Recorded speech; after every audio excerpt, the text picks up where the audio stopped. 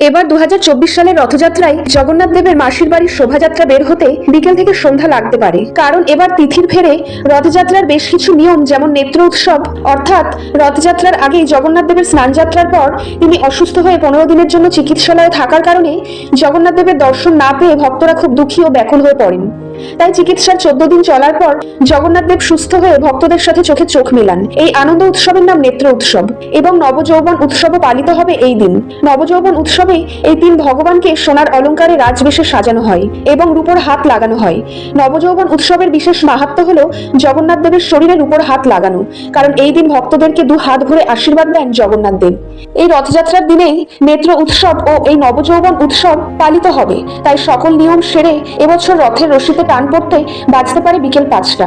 এই কারণেই এই তিন ভগবান তার মাসির বাড়ি পৌঁছতে হতে পারে রাত কিংবা পরদিন সকাল। জগন্নাথ দেবের ভক্তরা চ্যানেলটি সাবস্ক্রাইব করবেন।